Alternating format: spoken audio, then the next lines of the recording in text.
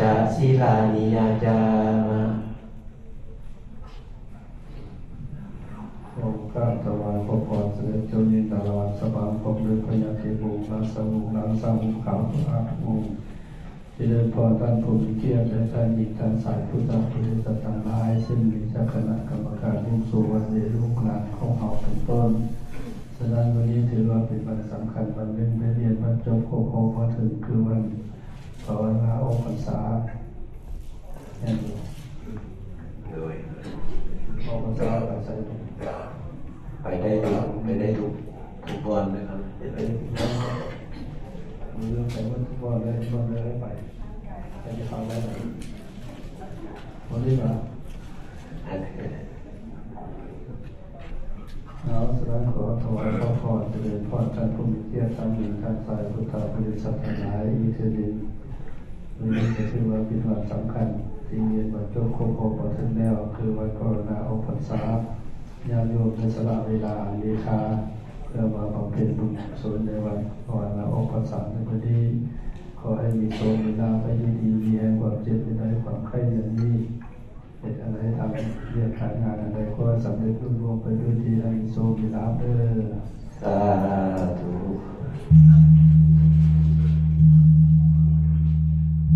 นะโมตัสสะภะคะวะโตอะระหะโตสัมมาสัมพุทธัสสะนะโมตัสสะภะคะวะโตอะระหะโตสัมมาสัมพุทธัสสะนะโมตัสสะภะคะวะโตอะระหะโตสัมมาสัมพุทธัสสะนะโมตัสสะภะคะวะโตอะระหะโตสัมมาสัมพุทธัสสะนะโมตัสสะภะคะวะโตอะระหะโตสัมมาสัมพุทธัสสะนะโมตัสสะภะคะวะโตอะระหะโตสัมมาสัมพุทธัสสะพุทธังสรณังคัจฉามิ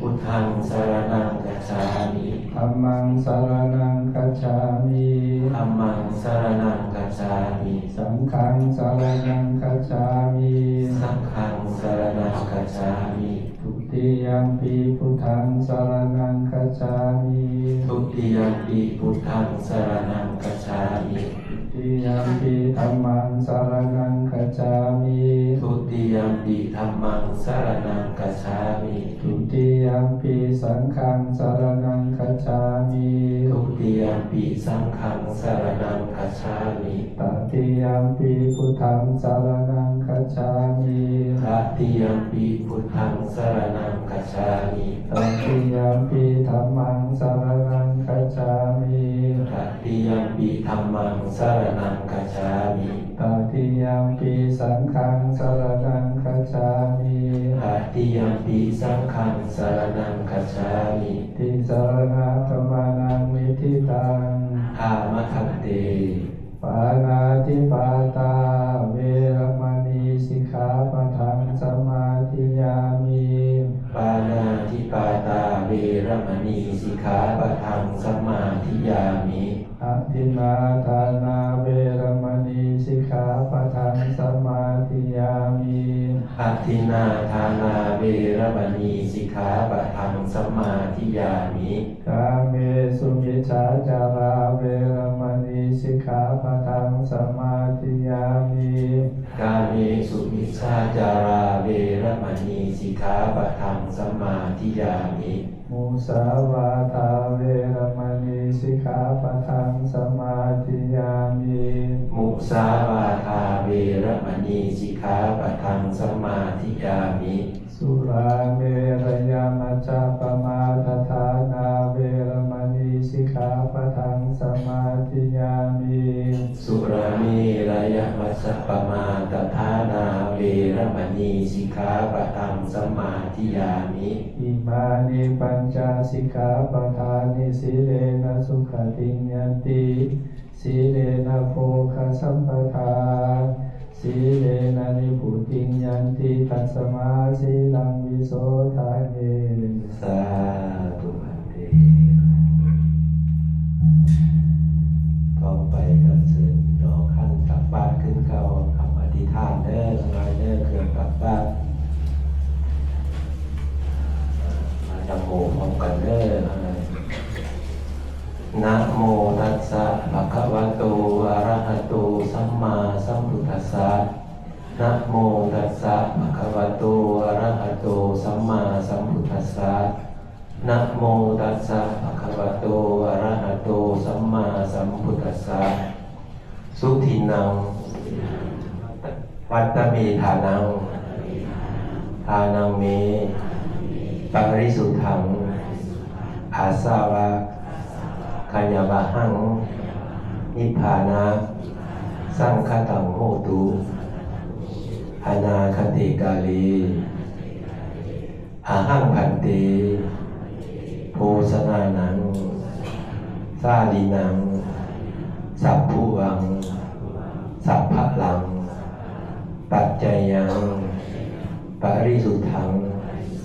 พุทธกสังขังบินทิปตัง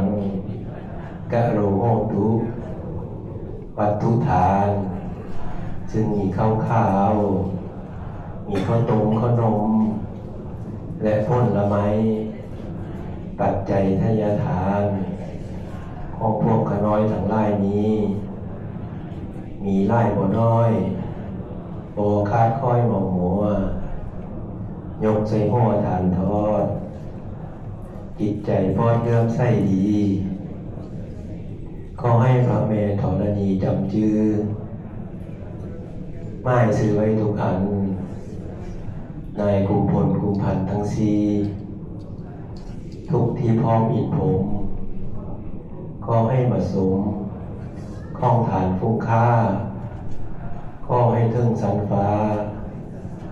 และนิรพานขอให้บิณฑบาตฐานนี้จงเป็นเครื่องบูชาแด่คุณพระรัตนตรัยและน้อมนำบุญกุศล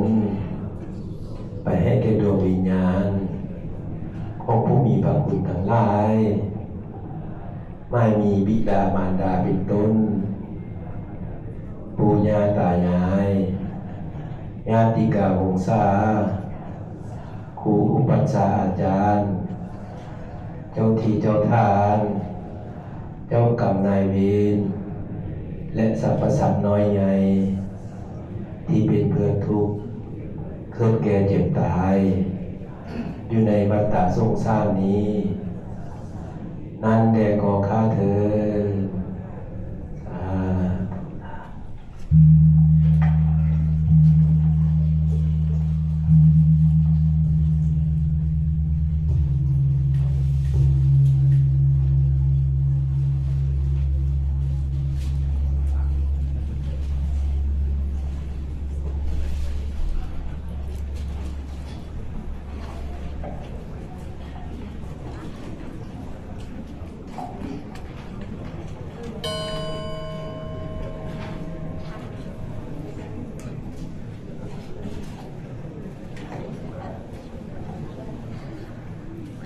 นะโมตัสสะภะคะวะโตอะระหะโตสัมมาสัมพุทธัสสะนะโมตัสสะภะคะวะโตอะระหะโตสัมมาสัมพุทธัสสะนะโมตัสสะ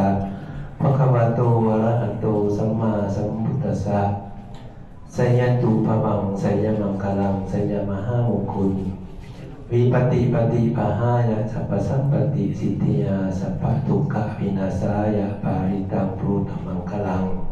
วิปติปฏิปหายะสัพพสัมปติสิทธิยาสัพพพยาวินาศายะปาริตังพุทธมังคลัง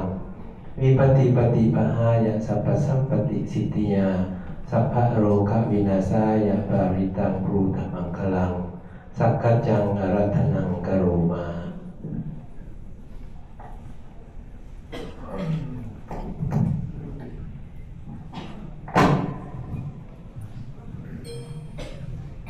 ต่อไปพระสงฆ์จะได้เจริญพระพุทธมนต์ถวายขอพระขอเสด็จทุกท่านตั้งใจสงบภาวนาอธิษฐานขอพระคุณทุกท่าน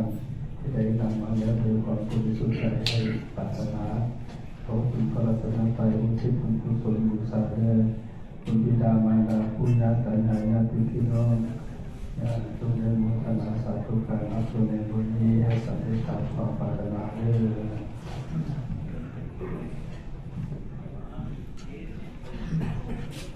นะโม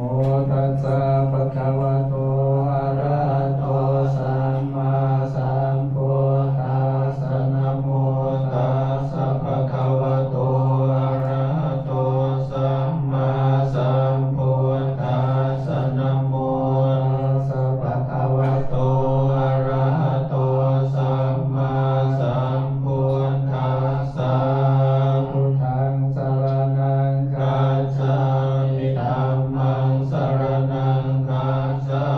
มิสังฆังสรณังคัจฉามิทุติยัมปิพุทธังสรณังคัจฉามิทุติยัมปิธัมมังสรณังคัจฉามิทุติยัมปิสังฆังสรณังคัจฉามิตติยัมปิพุทธังสรณังคัจฉามิตติยัมปิธัมมังสรณังคัจฉามิตติยัมปิสังฆังสรณังคัจฉามิสัมพุทเทอะคะวิสัญจตวาทสัญจสหัสสะเกปัญจสัตตสหัสสะนินามามิสิรสาเตสังธัมมันจะสังฆันจะอัฏฐเรนะนามามิหังนามาการานุภาเวนะหันตวาสัพเพอุปาทเวอเนกาอันตรายาภิวินาสันตุเสสะโตสัมโพเทปัญจปัญญาสัญจจตุวิสติสหัสสะเกสัสสะทัสสะสานินามามิสิรสาอะหังเทสังฆัมมันจะสังฆันจะอัฏฐเรนะมามิหังนามาการานุภาเวนะหันตวาสัพเพอุปัฏฐเวอเนกาอันตรายาภิวินาสันตุเสสะโตสัมโพเทนะโหนตรัสสะเตอัฏฐจัตตาริสสหัสสะเกสติสัตตสหัสสะนินามามิสิรสาอะหังเทสังฆัมมันจะสังฆันจะอัฏฐเรนะนามามิหังนามาการานุภาเวนะหันตวาสัพเพอุปัฏฐเวอเนกาอันตรายาภิวินาสันตุเสสัตโตนะโมอะระหะโตสัมมาสัมพุทธัสสะมะเหสิโนนะโมโอตมะธัมมัสสะสวะคาตาเสวะเตนิธนะโมมหาสังฆัสสะภิวิสุทธสิรติทิโนอะโนโอมาตยาลาตาสรัตนาตยาสสาธุกังนะโมโอมกาติทัสสะทัสสะวัตโตทยาสปินะโมอะระปะภาเวนะวิคาสันตุปัฏฐวานะโมการานุภาเวนะสุวันติโหนตุสัพพทังโมการาสเตเสนะวิคิมมิโหมิเตสวาเสวนาจะปาลานาปันนิตานันจะเสวนาปุสาจะปุสนิยานังเอตัมมังคลมุตตมังปกิโลเอสวาโสจะภูมิเพจะกตปุญญตาอันตสัมมาปณิทิจาเอตัมมังคลมุตตมังภาหุสัจจันจะสิพันจะวินโยสุสีกิโตสุภาสิตาจะยาวาจาเอตัมมังคลมุตตมังมาตาปิตุปัฏฐานังกุตตารัสสะสังฆโออนาคุรังธัมมันตาเอตัมมังคลมุตตมังทานันจะธรรมจริยาจะยาตกานันจะสังฆโออนวาสานิกัมมานิเอตัมมังคลมุตตมังอารายิวิรติปาปามัสสะปานาจะสัญญโมอัปปมาโทจะธรรมเมสุเอตัมมังคลมุตตมังคาลโวจะนิ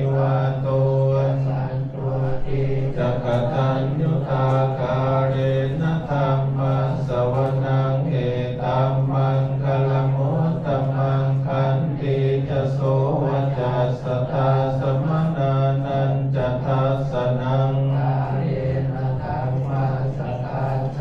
เอตัมมังคลมุตตมังตโพจะพรหมจริยัญจาริยสัจจานัทธัสสนังนิพพานัสสัจฉิกิริยาคลมุตตมังพุทธัสสโลกธรรมเมจิตังยัสสนกัมปติอสุกังวิรัสสังมังคลมุตตมังเอตาทิสานิกาตวานัสสัมภาธรรมปราสิตาสัมภาทโสทิกาจันติตันเตสังคลมุตตมันติมานะสัมภาวะเยอปริมาณังอุทังกโทจติริยัญจะสัมภาตังอเวลังสัพพะตังติตัญจลังนิสินโนวายาวตังสวิกตมิโตเอตังสติอธิตายะปัมมะเมตังวิหารังอิทัมมาอุทิติจานุปคัมมสีลวันโนกาเมสุวินัยเกตังอหิสาตุกัปปะสัยยังพุทธเรติติอัปปมาโนธัมโมอัปปมาโนสังโฆปมาณวันตานิสิรินสภาทิยหิวิสิกามุสิกากตาเมลาคากตาเมปาริตาปฏิกัมมันตุโพธานิโสหังนะโมภะคะวะโตนะโมสัมมาสัมพุทธานังทลันจโยจามนาโพสุขุณัสสะสัตโตภะภะคะโหตุสุปินังอะคันตังพุทธังสเมตุยันทุนิมิตังอวมังคลันจโยจามนาโพสุขุณัสสะสัตโตภะภะคะโหตุสุปินังอะคันตังธัมมัง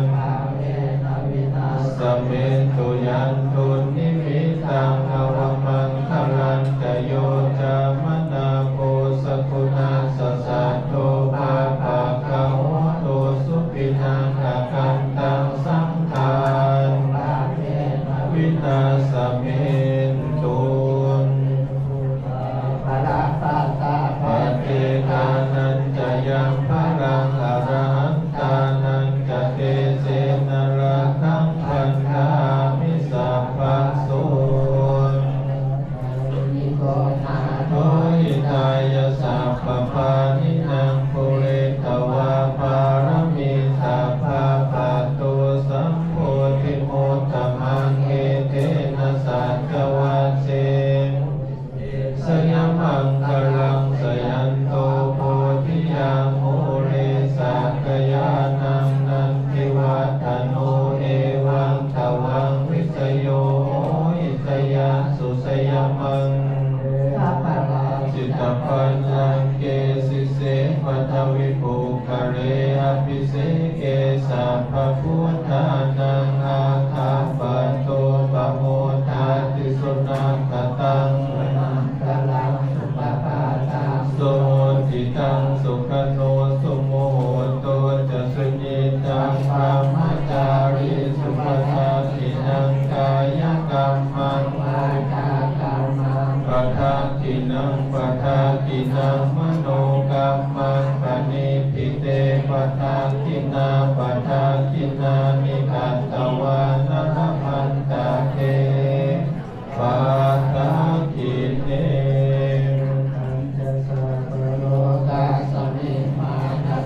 ภาวะเยอปริมาณังอุทังอโทจติริยัญจะสัมปาตังอเวรังอสัพพะตังเตทัญจลังวายาวตัสสวิกตมิโต โทเอตังสติงอธิทายะพระมะเมตังวิหารังอิธัมมาหุทิเตจานุปคัมนะสัมปันโนกาเมสุวินัยเกตังเป็นติเตภะองค์สหัสสมภิเนมิตาสาวกันตังคิริเมฆรังมุทิตโกรัสเสนะมารังสิตวามุนินโทตันเตสัสสะภวตุเตสยมังคลานิมาลาติเลกมพิโยลาวกรรมกรรมทาตายาทังคันติสุทันทวิธินาจิตวามุนินโทตันเตสยมังคลานินาลาติเลกสวรังอติมันตโพตังทาวาคิตังกัมมสนิวัสสุทารุนันตังเมตัม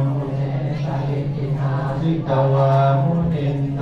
ตันเตสัสสะภวตุเตสยมังคลานกัมมติหันทสุทารุนันตังทาวันติโยสนปะทังกุลิมาลวันตังเอเทจิตวามุนินโทตันเตสัสสะภวตุเตสยมังคลานิกาตวานากาตมุทรังอิวะคาปินิยาติจายาตุทวัจนังสนการเตนะโสมวิธินาสิทวามุนินโทตันเตสัสสะภวตุเตสยมังคลานิสัจจังวิหายมติสัจจขวาเกตุวาสาภิโรปิตมนังอติอันตโพตังปัญญาปฏิปัสสริโตสิทวามุนินโทตันเตภวตุเตสยมังคลาโตปันนันทพุทธกังวิพุทธังมหิติงโพเตนะเทระพุทธเกนะธัมมาปยังโตจิตวามุนินโทตันเตสัสสะภวตุเตสยมังคลานิทุกขาเทติพุทธเกนะสุตาตาทังสุติภกาพิธานังญาณคเทนะวิธินาสิตวามุนินโทตันเตตุเตสยมังคลานิเอตาปิโพทัสยมังคลาหัตถาทาโยวันจโนมะตันเทอิตวานะเอกวิวิธานิจุปัฏฐวานิโมขังสุขังยะนะโลสัพพัญโยโตหิตายะสัพพปานินังปุเรตวาภารณิสัพพปันโตสัมโพธิโมตตมังจวันเสนะหุนตุเตสยมังคลังติยาโมเลสักยานังอันทิวัฒโนเอวังตวังวิสโยหิสยาสุสยมังคะเนสิเสปัทวิปุคะเรอภิเสเกสัพพพุทธานานาคาปัตโตภะโพธาติสุนังกตังสุปภาตังสุโหติตังสุขโนสุโมโตจัสสุเยธังพรหมจารีสุปทักขินังวาจากัมมังปทักขินังปทักขินังมโนกัมมังปณิทิเตปทักขินานิอัตถวานลพันตาเกปทักขิเน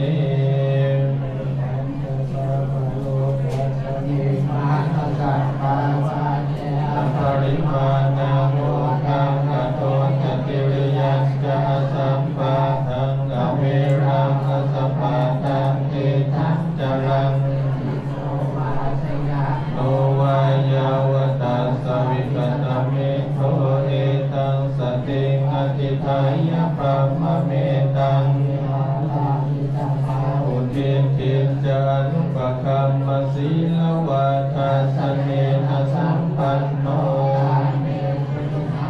เอตังอนิสาตุขัพพสายังอิติสัพพพุทธานุภาเวนะสัพพธัมมานุภาเวนะสัพพสังฆานุภาเวนะพุทธรัตนังรัตนังตินังรัตนังอนุภาเวนะจตุราสีติสหัสสะธัมมาคันธานุภาเวนะปิตกัตตยานุภาเวนะสิทธสาวกาเพเตโลกาสัพเพเตพยาสัพเพเตอันตรายาสัพเพเตอุปัฏฐวาสัพเพเตตุนิมิตตาวินาสันตุอายุวัฏโกธนวัฏโกสิริวัฏโกยสวัฏโกพลวัฏโกวันวัฏโกสุขวัฏโกทุกขโลกัพยาเวลาโสกาสันตุจุปัฏฐวาอเนกาอันตรายาภิวินาสันตุจเตสสาน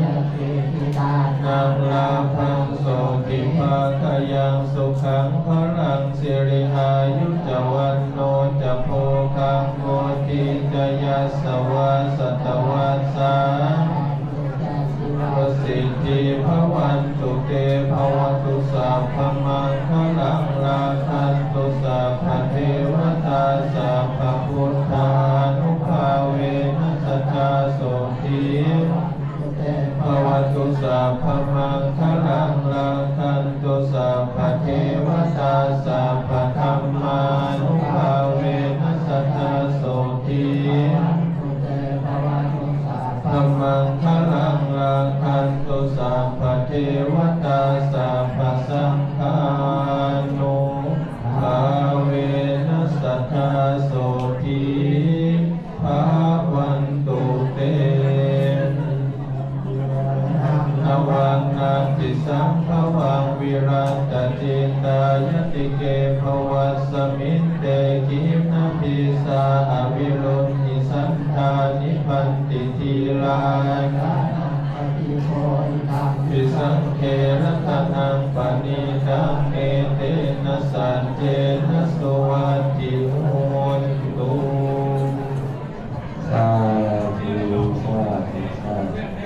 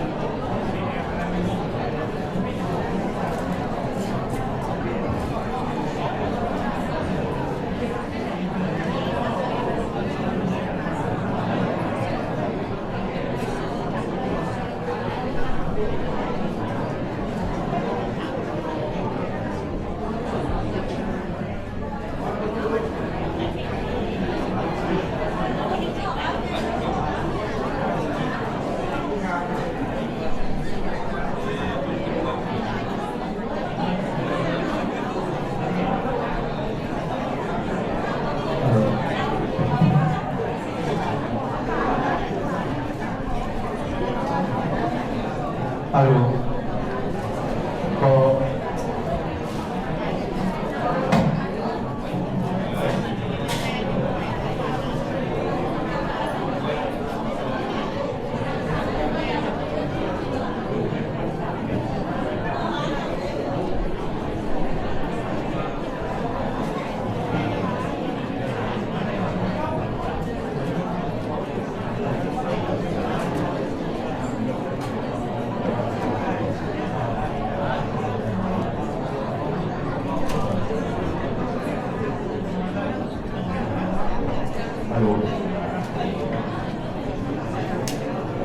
ขอน้อมนมัสการพระเถระโยเถระ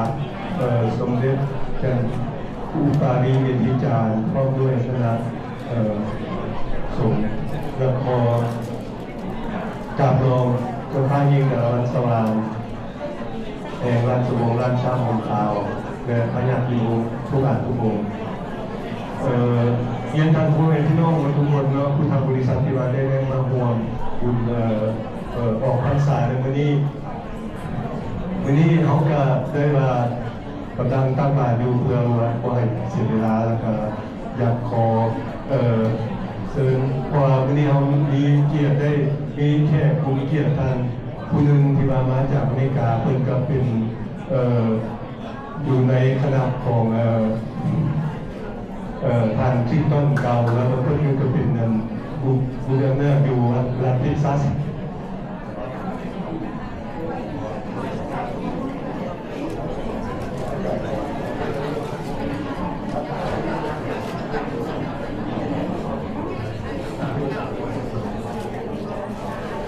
เพิ่นก็แต่ว่ามาจากอเมริกาอยู่นี่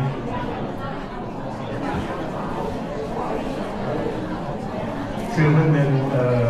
อินเดียนามสุภาไซมาซิสเนาะเพิ่น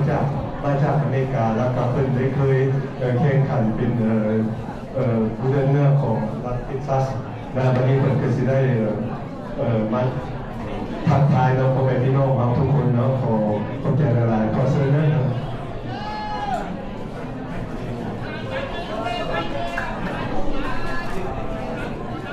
บายดีคุณแม่พี่น้องน้องเน้นซื้อสุภาไซบุชิตเมสเดินมายามนอกภาษาเราเนาะน้อยเกิดอยู่เวียงจันทร์เราว่าพอเป็น British Indian ก็ตู้เป็นคนไทยจีนJapanese แล้วเป็นตู้เพิ่นเป็นคนลาวอยู่ดอนนูนเพิ่นเกิดอยู่เมืองลาวแม่พาไปเมืองอเมริกาอายุผ่านกว่าบอกภาษาลาวเพิ่นขออภัยด้วยเพิ่นบอกบ่ค่อยเข้าใจดิ โอเค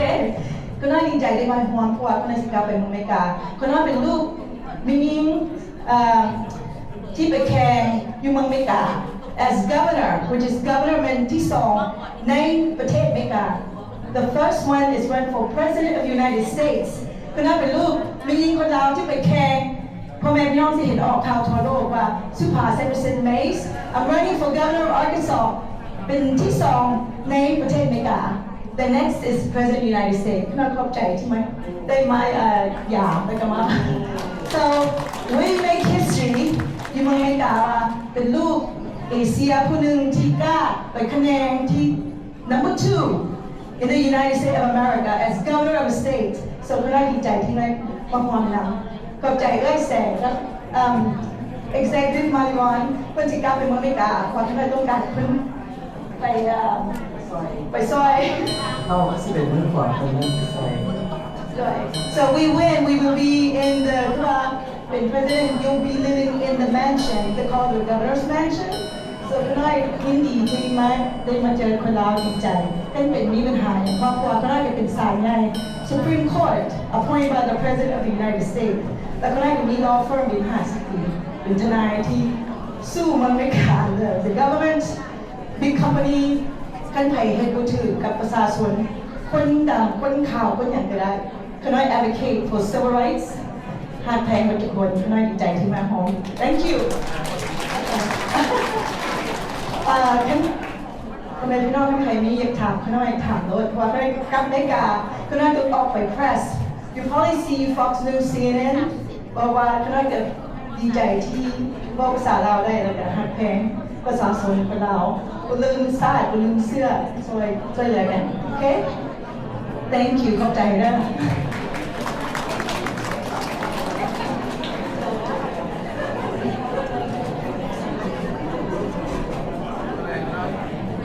ยานาสุภาไซคัสเนส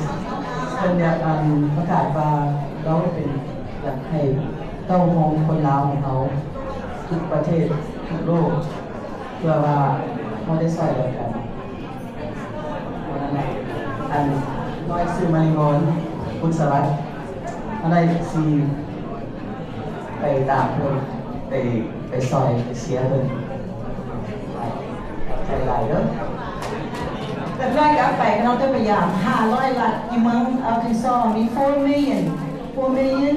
population 75 county 500 ล้านขนาดต้องไป500 ล้านที่no เมืองI'm sorry 500 เมือง49 ล้านที่คณะต้องไปเบ้านำไปแข่งนำแต่ทุกคนที่คณะแข่งนำผู้ชายไม่กล้าทุกคนคณะเป็นมียิงผู้เดียวลูกซอดที่กล้าไปคะแนนเป็น second ที่2แต่มึงไม่กล้า so ครั้งนี้มันหายคณะสุภาไซเปอร์เซนเมสเข้าใจได้ทุกคน thank you เข้าใจฮะเข้าใจ thank you for bringing me ได้แต่ทุกน้องสุภาเป็นคนลาวแต่เพียง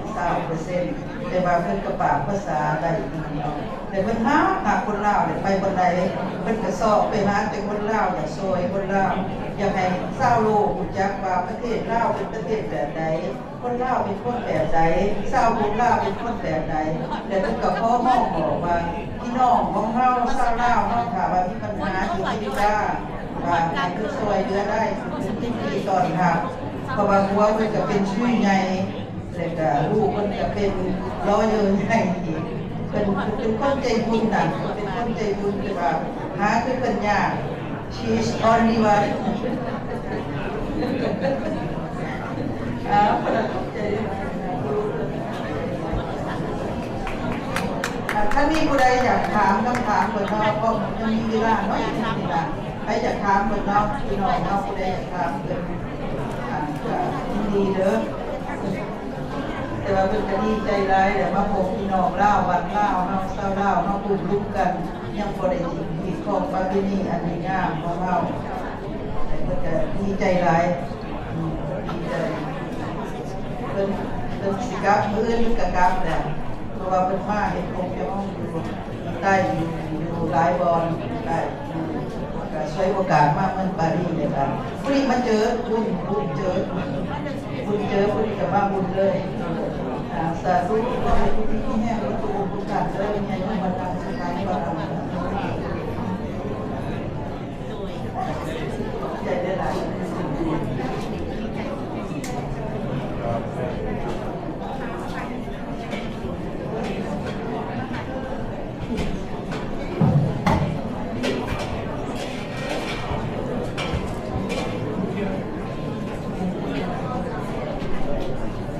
แต่ข้อเข้าใจได้เนาะมัน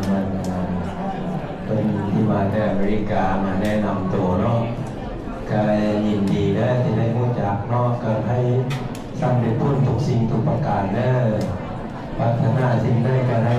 ดังของมาของพัฒนาสุดสิ่งสุดประการได้สร้างได้พ้นเด้อ